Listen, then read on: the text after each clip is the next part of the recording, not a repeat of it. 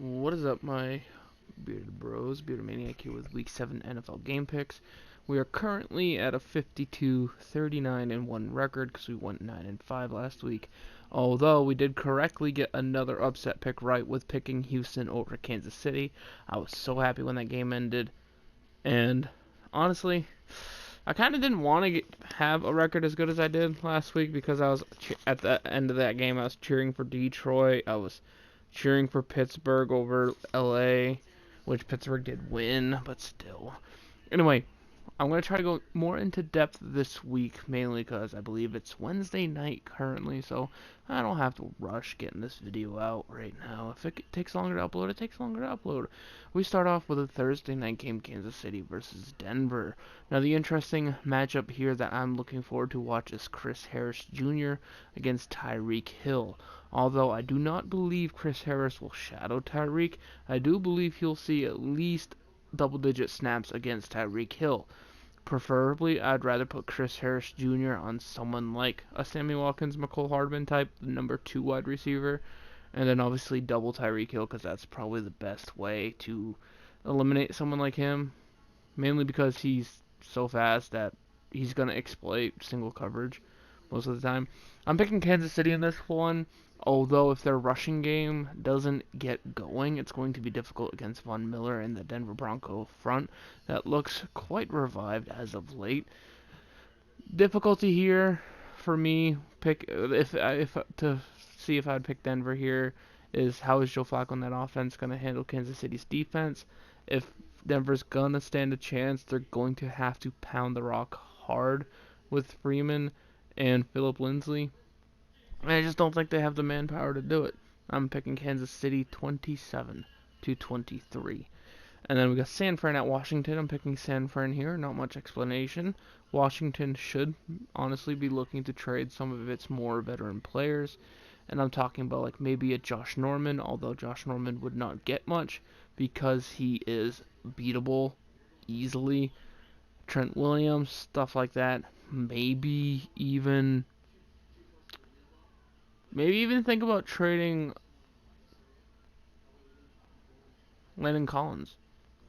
Who knows? You need a lot of pieces, and you need whatever draft picks you can get. San Fran should win this one 31-31. I'm going to say 31-12. I'm going to say 4 field goals for Washington. Then you have Arizona at the New York Giants. I think this game will be very close. I think Kyler Murray has a good game here.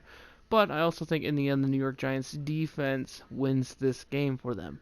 I like Daniel Jones here. I think Saquon Barkley should be back healthy. I don't know about Ingram or Sterling Shepard, but I don't think that would be too much of an issue with them two. I do like what I saw out of Darius Slayton against the Patriots, although he didn't shine particularly well. He was facing Stephon Gilmore a lot, and to do what he did against Stephon Gilmore in his first major action was to me impressive. He showed serious potential. Hopefully, Gallman gets back soon. That way, Barkley doesn't have to run every snap. I'm thinking New York Giants are going to win this one 26-24. I think there's going to be a 2-point conversion at the end, and boom. No, I think what's going to happen is Arizona's going to need to go for a 2-point conversion to tie New York, and they're going to fail. And that's why I said the defense is going to win. That'd be cool. We have Houston at Indy. This was one of my maybe upset picks. Currently, the spread has it as even, although I think Houston should be favored in this one. I am picking Indianapolis here. One reason being, Darius Leonard is back, and he is one of the best young linebackers in the league. Their offensive front looks really solid, and I think should perform really well against the pass rush of the Houston Texans. Quentin Nelson versus J.J. Watt seems to be a fun matchup. I hope they go face-to-face a few times, because that would be a highlight reel right there. Marlon Mack is a question mark here. T.Y. Hilton, I'm not sure if he's healthy. The overall defense of the Indianapolis Colts, I'm not sure it can contain Deshaun Watson.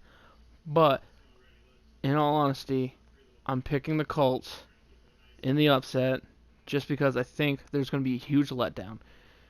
I notice sometimes when you have like a huge upset like Houston or Kansas City, kind of like how Minnesota had a miracle against New Orleans, and then next week they kind of flopped. I feel like that's going to happen here. And I feel safe picking Indy at home. Call it home field advantage. Call it Darius Leonard, although he's not going to make that much of an impact by himself. Call it whatever you want. I'm picking the Colts in a possible upset. They might be favored at the end of this. Who knows? So I'm picking a second one. And then you have Oakland at Green Bay. I almost picked Oakland over Green Bay, but I just don't trust the Oakland defense quite enough yet. There is also the situation where Trent Brown, the offensive lineman that the Raiders signed away from New England, is facing possible domestic abuse charges, which is never good. If he gets suspended, that would be 3 acquisitions that Gruden made in the offseason that kind of flopped.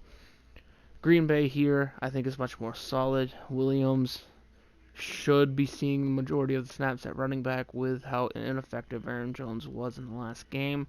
I don't know if Devontae Adams will start or even play, but I don't think he needs to. I like Vontez Scandling. I like the other young guy that Aaron Rodgers was throwing to.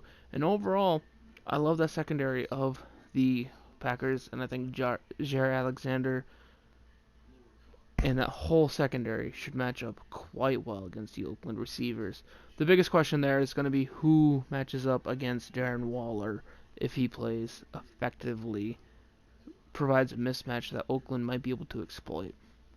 You have Minnesota at Detroit. I'm picking Minnesota in this one. It's going to be on the power of the run game. You saw how Jamal Williams carved up Detroit a little bit. I think Dalvin Cook is going to be able to do that even more. Although Detroit might come out feisty, I feel like they got gut punched, and I don't think they'll have that fire in them. I think it got quenched a little bit. It'll be interesting to see how they do respond. And actually, this game is going to determine their season. It's not so much win-loss is going to determine their season for Detroit. I think it's going to be how do they respond after a gut-wrenching, gut punch of a loss that they received in Green Bay, thanks partially due to the refs. Minnesota, on the other hand, stomped Philadelphia. They're feeling good. That defense is feeling good. That offense is feeling amazing. And they got Jacksonville, Cincinnati. I'm going to pick Jacksonville here.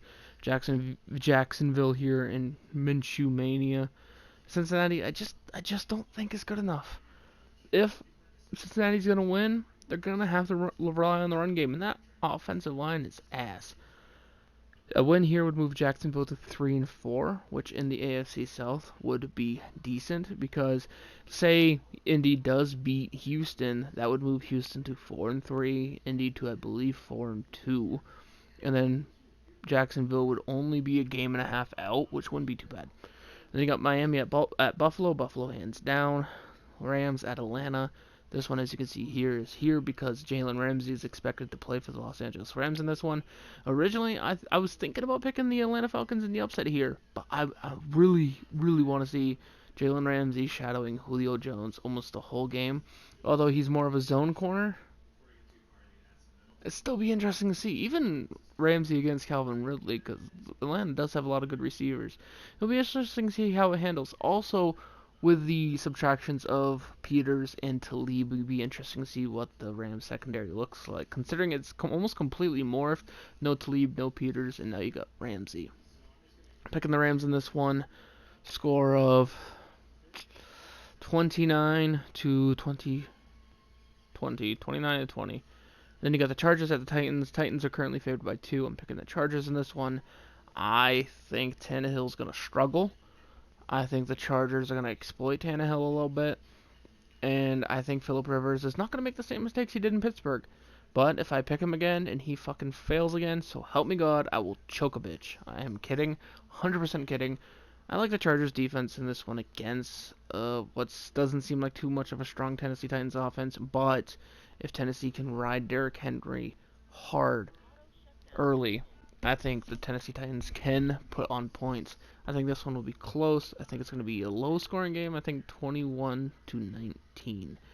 Then you got Baltimore at Seattle. I'm picking Seattle here, although Marcus Peters does join Baltimore, which would make their defense a lot more dangerous. I'm picking Seattle here, who I do want to trade for Delaney Walker. I think that would be very interesting. I'm going to pick Seattle 34 to 31.